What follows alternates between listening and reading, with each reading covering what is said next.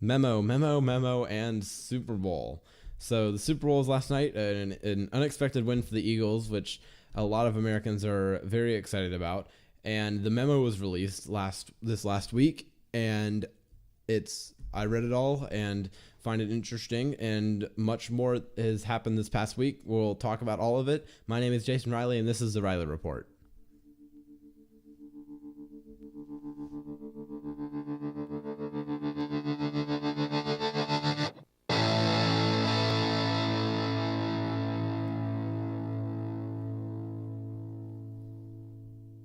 All right, let's jump right into all of it. So first, I'm going to start out with the memo. So it's finally been released. I read the whole thing, all 4 pages. Wasn't that long.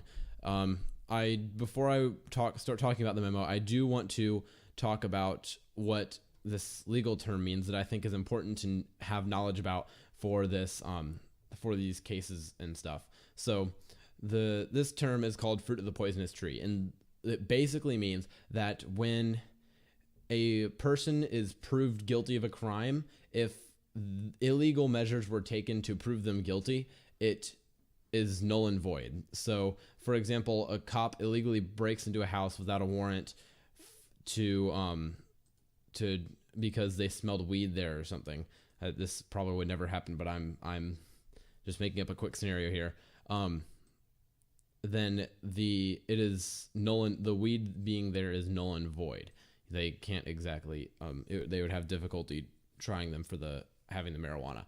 So I just want to put that out there and think that is relevant to some of these situations. So the memo has to do with Carter Page and the FISA warrant. So I'm going to explain what FISA is. FISA stands for the Foreign Intelligence Surveillance Act. It basically means that when you get a warrant for a person, for a FISA warrant for a person, after getting approval from the FISA court to have a warrant for this, that means that you can basically pretty much spy on them and do a lot of intensive research into this person and watch a lot of the things they do.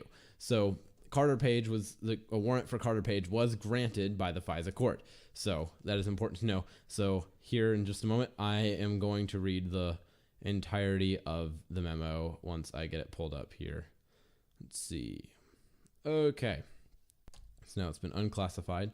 So I'm going to start off. Purpose. This memorandum provides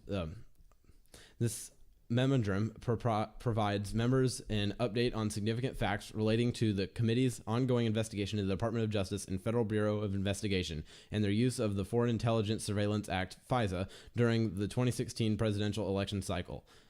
Our findings, which are detailed below, 1. Raise concerns with the legitimacy and legality of certain DOJ and FBI interactions with the Foreign Intelligence Surveillance Court, and 2. Represent a troubling breakdown of legal processes established to protect the American people from abuses related to the FISA process.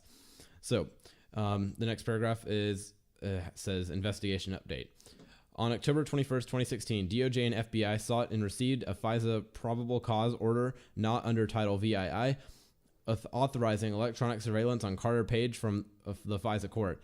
Page is a U.S. citizen who served as a volunteer advisor on the Trump presidential campaign. Consistent with the requirements under FISA, the application had to be first certified by the director or deputy director of the FBI. It then required an approval of the Attorney General, Deputy Attorney General, or the Senate-confirmed Assistant Attorney General for the National Security Division. The FBI and DOJ obtained 1 initial FISA warrant targeting Carter Page and 3 FISA renewals from the FISA court, as required by statute. A FISA order on an American citizen must be renewed by the FISA court every 90 days, and each renewal requires a separate finding of probable cause. Then Director James Comey signed 3 FISA applications in question on behalf of the FBI, and Deputy Director Andrew McCabe signed 1. Then the DAJ, Sally Yates, acting DAJ Dana Bennett, and DAJ Rod Rosenstein, each signed 1 or more FISA applications on behalf of DOJ. Due to the sensitive nature of foreign intelligence activity, FISA submissions, including renewals before the FISA court, are classified. As such, the public's confidence in the integrity of the FISA process depends on the court's ability to hold the government to the highest standards, particularly as it relates to the surveillance of American citizens. However, the FISA court's rigor in protecting the rights of Americans, which is reinforced by 90-day renewals of surveillance orders, is necessary dependent on the government's production and to the court of all material and relevant facts. This should include information potentially favorable to the target FISA application that is known by the government. In the case of Carter Page, the government had at least 4 independent opportunities before the FISA court to accurately provide an accounting of the relevant facts. However, our findings indicate that described below material and relevant information was omitted. So basically that's saying that it explains what's going on, that first part, and explains that there was information that was not delivered to the FISA court. That's that part really summarized and dumbed down. So it says, 1, the dossier, and dossiers in quotes, compiled by Christopher Steele, this known as the Steele dossier, on behalf of the Democratic National Committee, DNC, and the Hillary Clinton campaign, formed an essential part of the Carter Page FISA application. Steele was a longtime FBI source who was paid over $160,000 by the DNC and Clinton campaign via the law firm Perkins Coie and research firm Fusion GPS to obtain derogatory information on Donald Trump's ties to Russia. A.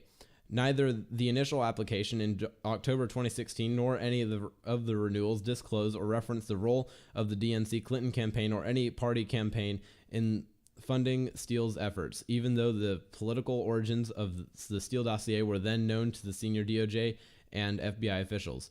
The initial FISA application notes Steele was working for a named U.S. person, but does not name Fusion GPS and Principal Glenn Simpson, who was paid by a U.S. law firm, Perkins Coie, representing the DNC, even though it was known by a DOJ at the time that political actors were involved with the Steele dossier.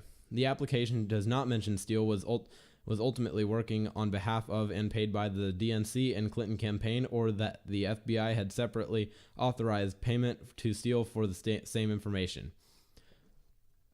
2. The Carter Page FISA application also cited extensively a September 23, 2016 Yahoo News article by Michael Isikoff, which focuses on Page's July 2016 trip to Moscow. This article does not corroborate the Steele dossier because it is derived from information leaked by the Steele dossier by Steele himself to Yahoo News. The Page FISA application incorrectly assesses that Steele did not directly provide information to Yahoo News. Steele has admitted in British court findings that he met with Yahoo News and several other outlets. In September 2016, at the direction of Fusion GPS, Perkins Coie was aware of Steele's initial media contacts because they hosted at least one meeting in Washington, D.C. in 2016 with Steele and Fusion GPS where this matter was discussed. A. Steele was suspended and then terminated as an FBI source for what the FBI denies as the most serious of violations, an unauthorized disclosure to the media of his relationship with the FBI in an October 30th, 2016 Mother Jones article by David Korn. Steele should have been terminated for his previous undisclosed contacts with Yahoo and other outlets in September before the Page application was submitted to the FISA court in October, but Steele improperly concealed and lied to the FBI about those contacts. B. Steele's numerous encounters with the media violated the cardinal rule of source handling, maintaining confidentiality, and demonstrated that Steele had become a less reliable source for the FBI. Before and after Steele was terminated as a source, he maintained contact with the DOJ via then Associate Deputy Attorney General Bruce Orr, a senior DOJ official who worked closely with Deputy Attorneys General Yates and later Rosenstein. Shortly after the election, the FBI began interviewing or documenting his communications with Steele. For example, in September 2016, Steele admitted to Orr his feelings against then-candidate Trump when Steele said he was, quote, that he, quote, was desperate that Donald Trump not get elected and was passionate about him not being president, end quote. This clear evidence of Steele's bias was recorded by Orr at the time and subsequently in official FBI files, but not reflected in any of the Page FISA applications. During the same period, during the same time period, Orr's wife was employed by Fusion GPS to assist in the cultivation of opposition research on Trump. Orr later provided the FBI with all of his wife's opposition research, paid for by the DNC and Clinton campaign via Fusion GPS. The Orr's relationship with Steele and Fusion GPS was inexplicably concealed from the FISA court.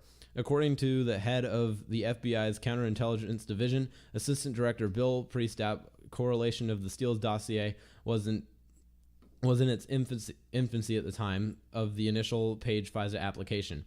After Steele was terminated, a source validation report conducted by an independent unit within the FBI assessed Steele's reporting as only minimally corroborated. Yet, in early January 2017, Director Comey briefed President-elect Trump on a summary of the Steele dossier, even though it was, according to his June 2017 testimony, salacious and unverified. While the FISA application relied on Steele's past record of credible reporting on other unrelated matters, it ignored or concealed his anti-Trump financial and ideological motivations. Furthermore, Deputy Director McCabe testified before the committee in December 2017 that no surveillance warrant would have been sought from the FISA court without the Steele dossier information. The last paragraph, the Page FISA application also mentions the information regarding fellow Trump campaign advisor George Papadopoulos, but there is no evidence of any corporation or conspiracy between Page and Papadopoulos. The Papadopoulos information triggered the opening of an FBI counterintelligence investigation in late July 2016 by FBI agent Pete Strzok. Strzok was reassigned by the special counsel's office to FBI Human Resources for improper text messages with his mistress. FBI attorney Lisa Page, no known relation to Carter Page, where they were both demonstrated to a clear bias against Trump and in favor of Clinton, whom Strzok had also investigated. The Strzok-Lisa Page texts also reflect extensive discussions about the investigation, orchestrating leaks to the media and include a meeting with Deputy Director McCabe to discuss an insurance policy against President Trump's election. And that is the whole memo I just read. So now we're going to break it down. First, I want to point out that isn't it crazy that this was like highly classified just over a week ago, and now I'm just talking about it and throwing it out in the public. If you want to read the text, you can literally just Google Republicans memo release full text.pdf and you'll find it. That's how I found it. I found it on Vox.com. It's the whole thing. So I'm going to break it down now. So it is asking for the warrant. It's asking and repeating if the warrant for Page was necessary. If it's based off the Steele dossier, no, basically because Steele dossier was a bunch of BS, basically. It explains why the dossier shouldn't have been used to declare a warrant. So this memo basically, first off, I want to point out that I think the Republicans definitely overreacted when they were discussing about how important it was, but it's not like it's nothing. The Democrats were underreacting. It's not like it's absolutely nothing, and people are still underreacting. So basically, there was a FISA warrant granted for Page when the Steele dossier was the only evidence for the warrant, which the FISA court was not informed of this. The FISA court did not know that the memo was according to the memo, the FISA court did not know that the only evidence for the warrant was the Steele dossier. So the warrant was granted. So basically it's trying to say the warrant was improperly given out because the FISA court didn't know the FISA court did not know that that was the only evidence, and if they did, they wouldn't have given the warrant, especially because I'm pretty sure that everyone knows at this point, unless you're a hard left and you're a conspiracist, that that Steele dossier is very unreliable. So, like I said, is it everything? Probably not. But is it something that we should look at? Yes. So the FBI to me has some evidence of corruption. I'm not saying it is corrupt. I'm saying there has been some visible evidence that it could be corrupt, and it's plausible that there is corruption within the FBI, mainly because the biggest sign is because of the text between Strzok and Page that I think I've talked about before, that show obvious bias within the against FBI against Trump. It raises questions about how the FISA court does its processes, though, which I believe it said in the memo that these processes are classified throughout the that we can't know how they did that. So it does it end the investigation? No. The Trump investigation is going to move on. It's obviously is. It's not like this, like I said, is this everything? No, not at all. Should Trump be firing people? That's a big question. I mean, like I mentioned before, he has the power to fire people at will whenever he wants. Will he? Probably not. He shouldn't. It would make him look very bad. But you can't really fire people for this. Like I said, I don't think it's that big a deal. So in recent news, also, the Democrats demand the ability to release their basically retaliation memo against what the Republicans put out, and I think they definitely should. It's only fair that if we're going to release one memo, we should release the other one too on the other side. Get them to have the ability to pull theirs out too. I mean, that wouldn't be exactly fair if we just said, oh, nope, you don't get to release your memo. It's just ours, and the American people only get to hear one side of the story. So that's basically it with the memo. That's what I think of it, and I think it does show evidence of making it more plausible that there is corruption within the FBI and how the FISA court does its processes. So let's move on to the next thing I want to quickly talk about. So last week, there was a father of 3 of the Larry Nassar victims who, in court, when hearing his daughter's statement, had asked the judge for 5 minutes alone in a room locked with Nassar, and she said no, that she can't do that. He said 1 minute, obviously very, very wanting this time alone with him, and she said no again. So he jumped at Nassar, didn't get to him. Several guards, police officers put him down, put him in handcuffs, and that was it. And later, when the judge talked to him, she refused to charge him with anything, which I think is very rightfully done. But she explained that that's not how we can do a court, and that's not how we should show our children that violence is violence. But I mean, so when it comes down to it, I think that I saw a tweet by Ben Shapiro. It said something along the lines of everybody in America would have chipped in $5 to have the security guard step down for that. I would have loved to see that, because I think it is definitely rightfully deserved. But when you think about it, in the prison system, everybody's going to know who he is and what he did. At least most of them will, at least I hope so, because when in prison, if you don't know this already, when the prisoners, their morals exist in prison, but in kind of a twisted way. Like if you are known to be they find out that you were guilty of being a child molester or a repeat child molester, you're going to get a surprise in the shower. Or you're just going to straight get beat up a lot. People who do awful, awful things end up getting beat up a lot in jail. So I think that is rightfully deserved for Nassar. I think that castration should be a possible punishment for rapists, and death should be, because rape is absolutely a terrible, terrible thing, or sexual abuse or anything of that sort. So next I want to move on to something better, a bit more happier. But the Super Bowl, the Eagles came out on top, and apparently I just saw a thing, I don't know where it went. A CNN reporter on a plane had found something that was supposedly like classified. It was like a classified thing that had to do with security of the Super Bowl. So they shredded it, I think. I forget exactly. I lost the article I was looking at.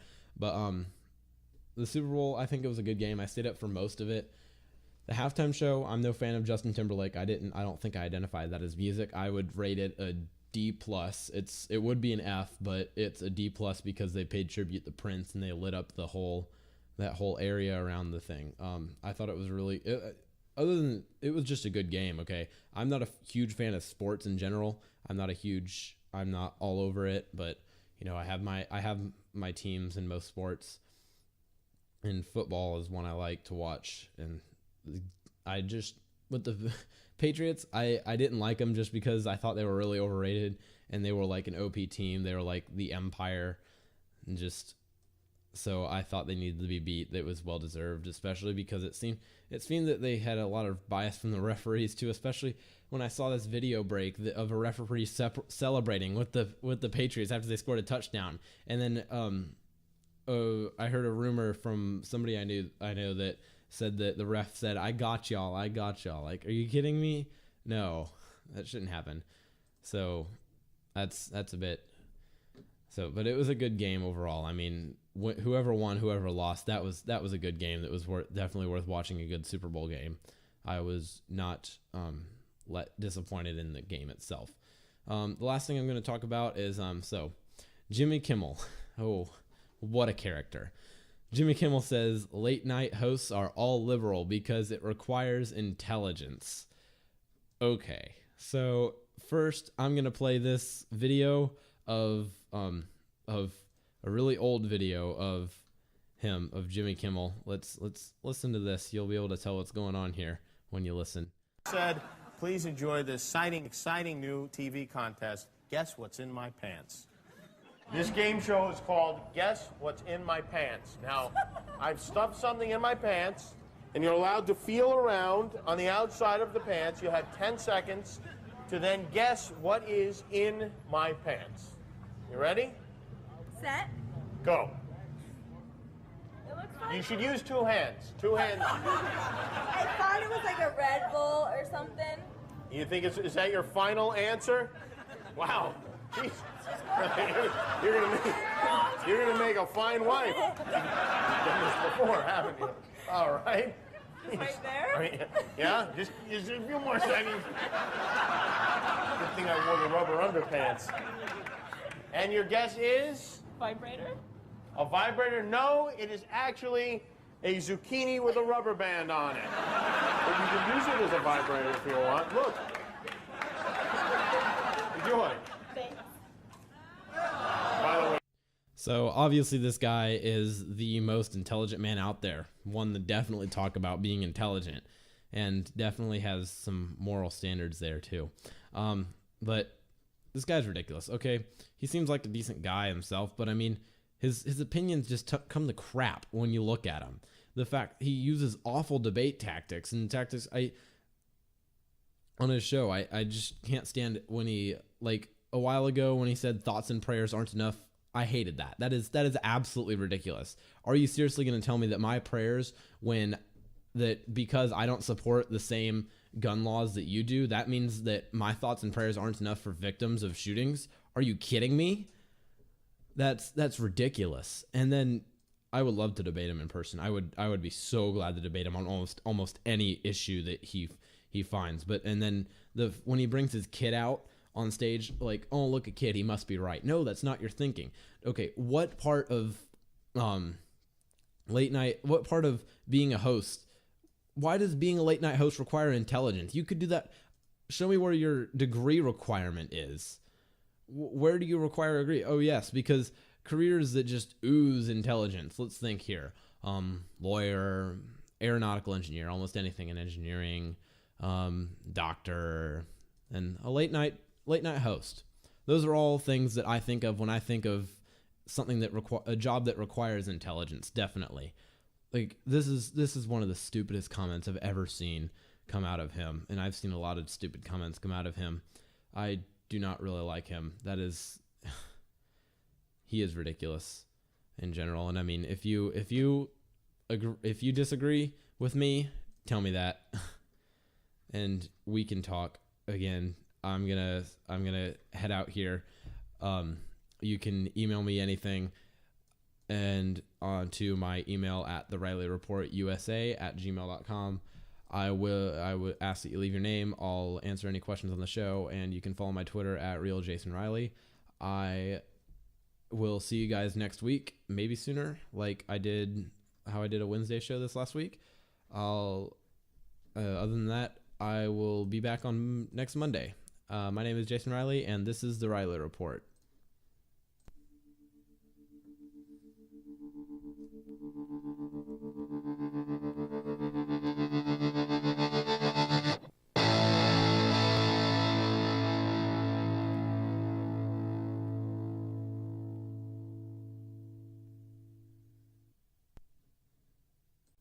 Memo, and Super Bowl. So the Super Bowl was last night, an unexpected win for the Eagles, which a lot of Americans